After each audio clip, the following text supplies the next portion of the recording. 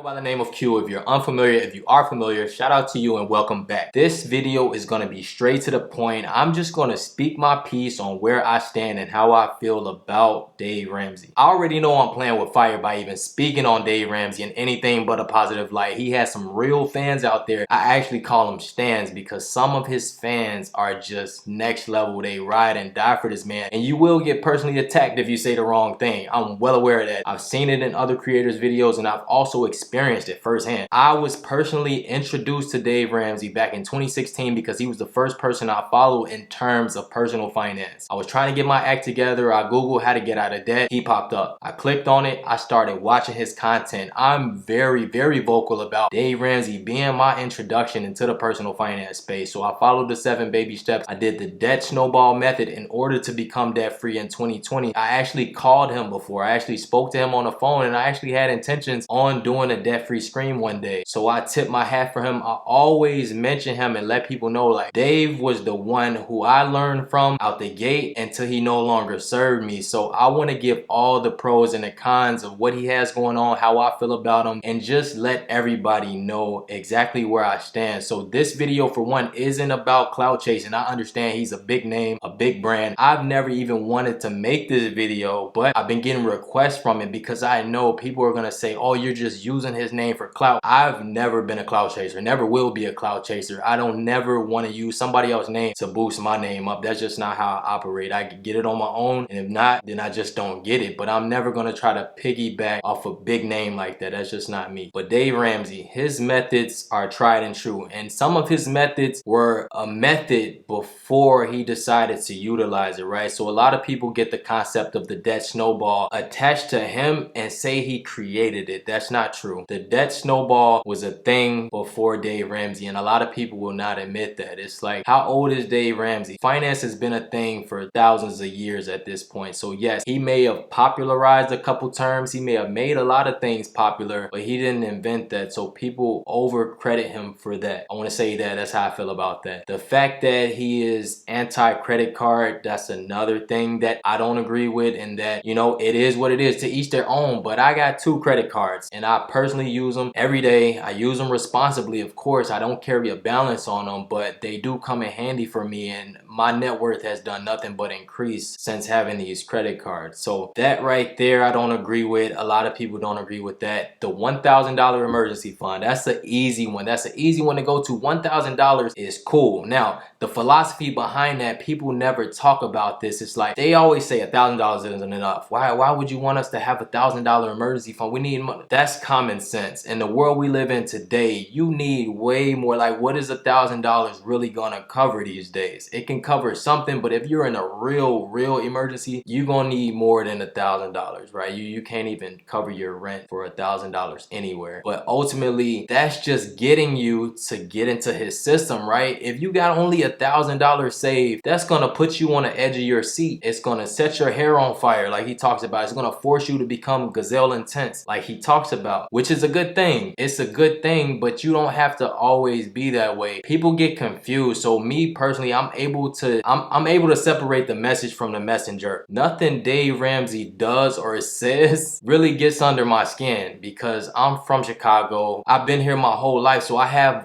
thicker skin than most people. So all of the name calling, all of the yelling, all of the screaming, it's see-through. It's see-through to me. It's really see-through. It's like, okay, he's running a radio show. He's trying to pull in views. He's trying to pull in ratings. You have to be polarizing. You have to be captivating for your audience. Nobody wants to talk to Ben Stein. If you don't know who Ben Stein is the Clear Eyes guy. He's super monotone. He's dry. He's boring. Nobody wants to tap into that. But if you tap into Dave Ramsey and he's calling you stupid and yelling at people and raising his voice and doing this and doing that, your eyes are going to be glued to him because people love that type of stuff for whatever reason. The boring, easy, straight to the point, like, that doesn't get any clicks. That doesn't get any clicks. But if I'm raising my voice or I'm calling you out your name, well, you're clicking on that all day because people love drama. People love that type of stuff. They eat it up. And Dave Ramsey understands that. He understands that. So that's what he leans into. He talks about being a Christian. You already know it's not Christian-like. A lot of the things he does is not Christian-like, but at the end of the day, it is what it is. I eat the meat and spit out the bones, like I always say. It's just separate the message from the messenger and you'll be good. So that gazelle intense thing, that I mentioned, it can only be used when you need to use it. I was gazelle intense for a lot of my journey, but I also use my own mind, right? So you have to be a free thinker when tapping into anybody's content. You have to think for yourself. Yes, people can give you suggestions and recommendations and things that may be useful to you, but you don't have to always take it, use it, and run with it and live by it and die on that hill. Like, that's the tricky thing about this internet, about this content creation, about these influencers, where some people may take what you say at face value and go do it without even thinking about it based on you being a credible source. Now, I tell people all the time, whatever I tell you, do not go and do it without doing your own due diligence. Anything I recommend or refer, make sure you do your research on it first. But yeah, gazelle intense, turn it off and turn it on when you need to turn it off and turn it on. You don't have to always be gazelle intense, but again, that's a tactic. It's a useful tactic because it helps you, it motivates you, it pushes you forward, it inspires you to do more. Sometimes we get in our way, we get in our own way, where we take it so slow paced and so easy going. You know what doesn't go slow paced and easy going? Time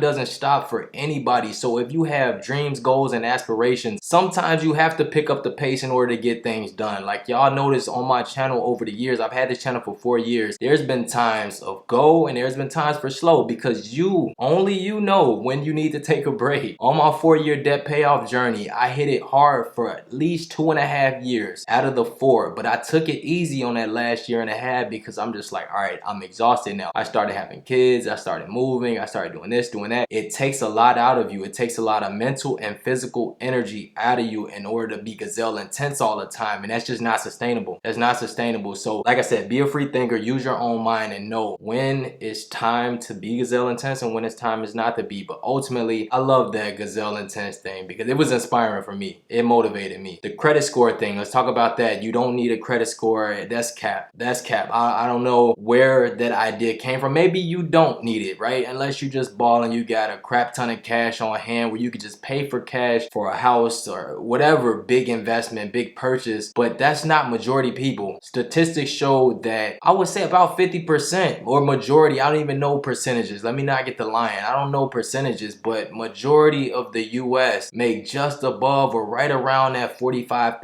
or $50,000 mark, right? So you need credit. You need credit in order to purchase a house. You need credit if you want to start getting invested into like real estate, things of that nature. So that's something that's very important. And I don't even want to go down a rabbit hole of how you can get into that without credit. But ultimately, the everyday average Joe, which is who Dave Ramsey is talking to, you're going to need some credit. You're going to need to build your credit. You're going to have a significant credit score, 680 or higher, right? 600 or better. You have to have good credit in order to purchase a home. Everybody's not into all of these strategies, and I know all of these strategies and I use them. I know how to purchase a house with no money down. I know how to purchase a house with none of my own money, X, Y, and Z, but he's not explaining that. He's just telling people, you know, you don't need a credit score, and he's mocking people for praising FICO, what have you. I think that's wrong, right? I think that's wrong. I don't agree with that. So right there, that's why I'm just like, okay, I'll put that to the side. That info serves me none because I have an 814 currently and I just bought my very first house. Had I not had that good credit score, I might not even have a house right now. I might have been priced out the market because not only did I have to have a significant down payment, but the credit was a factor, which plays a role in your overall interest rate. So that right there, the no credit to buy a house, that's capped to me, and that's exactly where I stand, and I stand firm. The idea that you have to minimize your life to beans and rice, I don't agree with that at all. And what's funny is I once did agree with that. I wasn't doing beans and rice, but I was doing ham and cheese sandwiches every day. I would buy lunch meat, cheese, mayo, bread, and I would stretch it out. All I was eating was sandwich to the point where I call myself the sandwich guy. I have videos like that on my channel still, but that helped me save a lot of money. That helped me save a lot of money. I kid you not, because we all waste a lot of money eating out. Those drive-through meals are not cheap. You cannot go through the drive-through these days and spend less than $10 almost. If you're trying to feed yourself or somebody else, that's 10 bucks a pop. You do that 5 days a week, that's 50 bucks, $200 a month. That is a lot of money. So he's right about not eating out so much. But beans and rice, again, that's another marketing tactic. That's another psychology play where he's telling you, buy the cheapest thing you can buy, eat that instead of going out to eat so often, but ultimately buying the cheapest food is not the way to go. Like, health is wealth. We all know that. If you're eating beans and rice, those are healthy. Beans are good for your heart. Rice is healthy. I get that, but the kind of beans and rice, I don't know. He's not even suggesting creative things, but again, you have to use your own mind. Don't just take everything at face value and run with it. Me, I'm not minimizing much these days because again, it can get lonely. It can get depressing for some people. Some people just can't take it. Like, wait, I have to eat beans and rice only in order to get out of that? Or when he says to sell your truck or to get rid of things that you actually enjoy, like cutting out coffee. Like, some people really get joy out of going to get their morning coffee at Starbucks or Dunkin' every day. That's a small price to pay because this whole financial journey can take a toll on your mental health. It took me 4 years to pay off my debt. Imagine doing that for 8 to 10 years. Living on beans and rice for 8 years. That sounds crazy to me. That sounds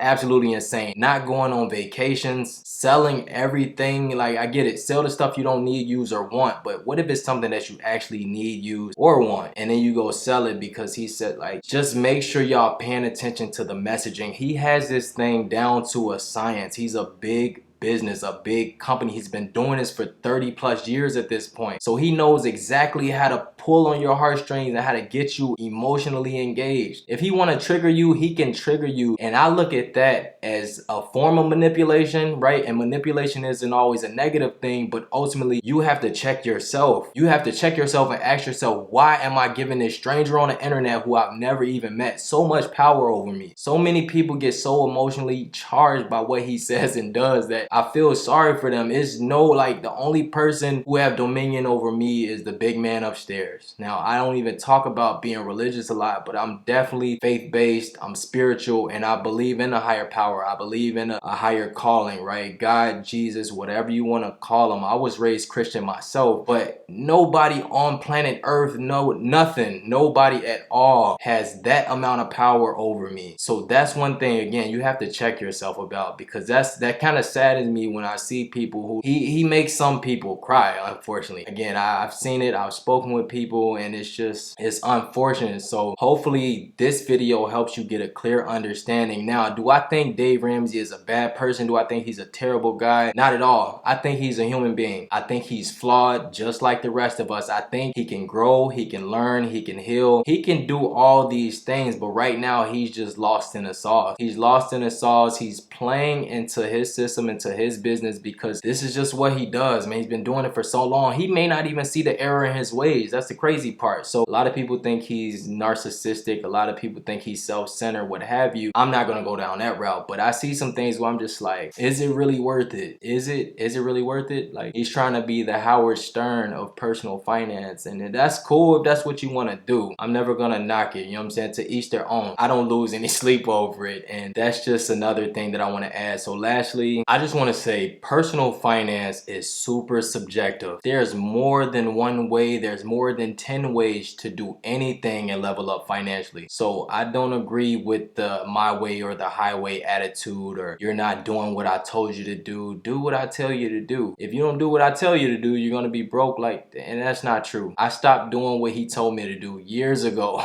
Like I said, I continue to thrive. I continue to thrive. So make sure you always remember that. That's just the truth of the matter. Now, should you follow Dave Ramsey? That's a question only you can answer yourself. I can't tell you yes or no. Is Dave Ramsey a good guy? I don't think he's a bad guy, honestly. I think he's a flawed individual. Like I said, he's a flawed human being like the rest of us. So it doesn't get to me as much as it does a whole lot of people. I actually think he should seek therapy though. If I'm being honest, I think Dave Ramsey may need some type of therapy a little bit, because when you think about it and you know his backstory, how he went into debt and over leveraged and lost everything because he was irresponsible with his debt and irresponsible with his credit, all these things, that's when he lost everything, and now he's screaming debt is the worst thing on the planet. But that's not true. Debt is not the worst thing on the planet, right? Being irresponsible with debt is. So yeah, that's all I got to say, man. Be kind in these comments. If not, those comments will be deleted, because I'm not tolerating no disrespect. I'm not tolerating anything but open-mindedness, right? Open-mindedness and civility. That's it. That's all. Nothing nasty, nothing harmful, nothing hateful. Please like this video if you like it. Subscribe to my channel if you haven't. Also follow me on IG. Q makes Makes It Happen on Instagram. Go show your boys some love. Join the Q Crew. Click that join button down below. Become a member of the Q Crew where you get more one-on-one with me, exclusive content, and it's also a way to support the channel. I go by the name of Q, and like I always say, if Q can make it happen, you can make it happen. I'll holler at y'all next video. Peace.